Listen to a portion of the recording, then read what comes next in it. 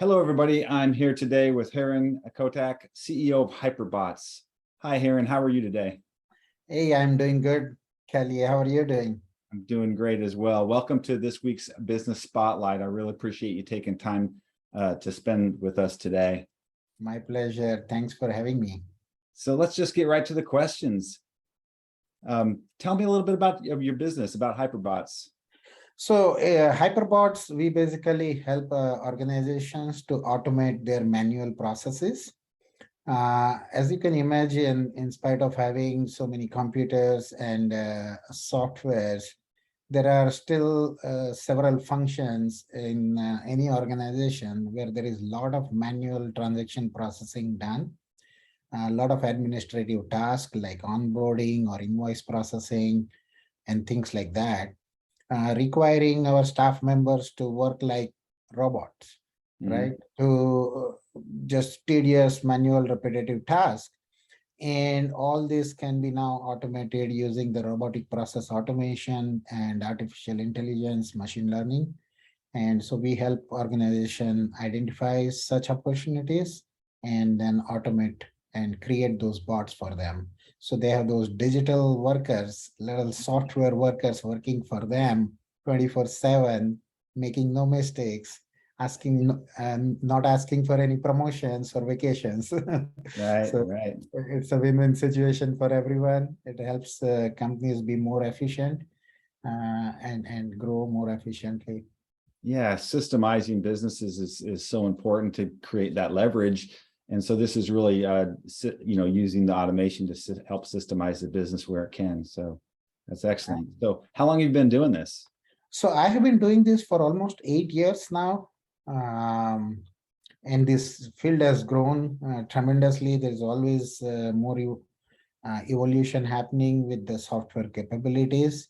And it's been an interesting journey and working with different clients in banking, healthcare, manufacturing, utilities, energy companies. It's fun to work with different organizations, learn about their processes, their business, and help them out. Excellent. And how long have has Hyper-Botz been in business as your business?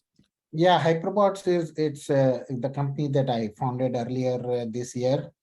After working for several large organizations and even a small one, I decided to go on my own and have my own company where I have a better product and services for my clients and help them out based using my experience and skills that I've built over the years. Well, congratulations on taking that leap from employee to employer, right? And the entrepreneurship, it's awesome, and it's not for everyone. So congratulations taking that leap. Thank you. So who do you serve? I mean, really, who is your best customer? We call that our target audience. So who's your best customer? Yeah, so our target audience is like medium-sized to large-size organization that have enough transaction volume, that has enough administrative tasks, maybe the task that requires more efficiency.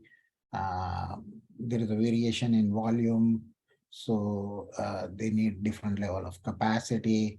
If there are errors, any regulatory issues and things like that. So the organizations that have manual processes and staff that is constantly doing those administrative tasks, we can help them. And it's a very quick return on investment type of automation. It doesn't require a lot of upfront investment. We also provide services like managed services, where they can just hire these digital workers at fraction of a cost of a staff members that they would have, and so that helps them achieve the greater operational efficiency. Excellent. And you're in Richmond, Virginia, but do you service how large of an area do you service? Oh, I serve practically globally. Most of my clients are in North America, and we have some presence in Europe and India. Okay. So what's been the biggest issue that you've had to overcome as you started your business? I think the issue that I had to overcome is primarily around finding the right talent. There is a lot of demand for this type of technology and the work, especially after COVID. More and more organizations have realized the value of automation and not having to rely on the staff members to be present in the office and doing the work. So there is a lot of demand and not enough supply of talent to meet that demand. And that has been the challenge in this industry for a while, and was a challenge for me too. Yeah. So what are a few things you've done to try to overcome that? Tapping into the global supply of talent. So a lot of my employees are from India. But I also looked into hiring folks in Latin America, especially countries like Costa Rica, Panama, and Colombia, and a couple of countries like Poland and Romania in Europe. Okay. And Wow. so we have a best of the best talent for across the globe. Wow. That's amazing. That probably poses some other challenges with the human resource side and the payroll side and all the different currencies as well. That is true, but it's interesting how the world has changed and made all this easy. There are some human resources as a service type of organization that helps make it easier to recruit talent across different countries and be able to run the payroll, meet the regulatory requirement, meet their taxations and other regulations that different countries would have. Excellent. Excellent. So what have you learned about yourself during your journey? You know, it's an interesting question. I think what I realized is how much I enjoy doing this. I never realized that the sense of fulfillment that this gives, right? I worked in corporate America for almost more than 25 years. And always felt like there was something missing, and you know, you want to do something different, you learn different things, but finally this gives a sense of satisfaction and fulfillment to be able to run the company you know, in the best possible way based on what you have learned from different organizations and different experiences, and serve your clients and meet their needs.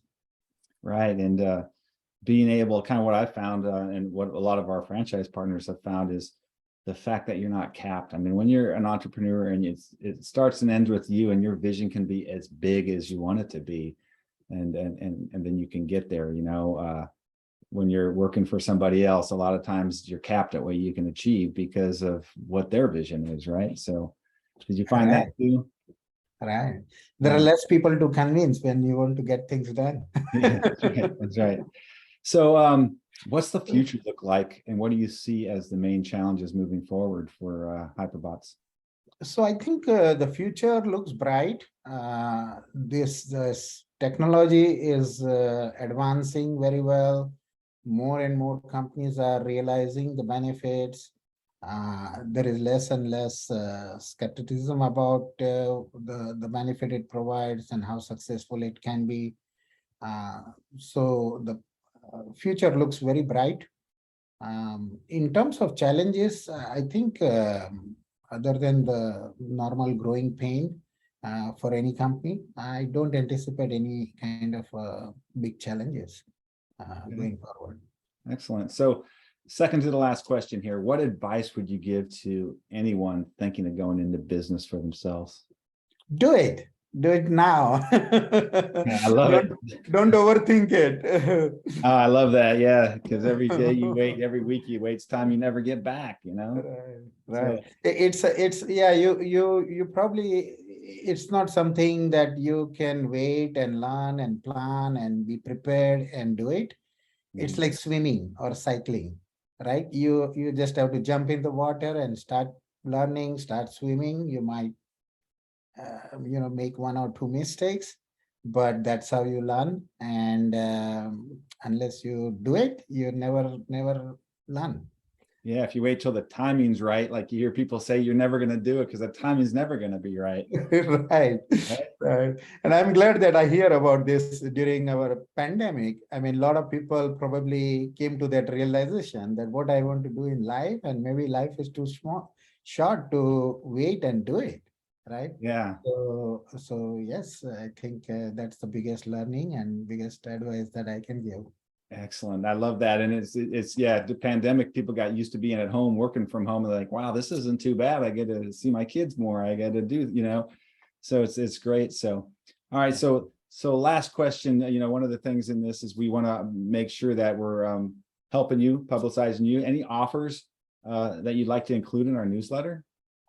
Well, I mean, one offer I can make is definitely anybody who is intrigued by this, maybe want to learn more about this type of automation, how I can help them, or want to talk about any kind of challenges that they are having and want to talk about any technology solution or process improvement or process automation. I'd be happy to help them using my Calendly. They can set up the time. I'd be happy to do some consulting and coaching based on everyone's needs. Excellent. Excellent. Yeah, I'll get with you afterward. I mean, send me your Calendly link. I'll include that in the newsletter so people can book right from there if they're interested in having a conversation with you. Perfect. Right. Yeah. Excellent. So Hiren, that wraps up the interview portion. Nice job. And thanks again so much for taking time with us today.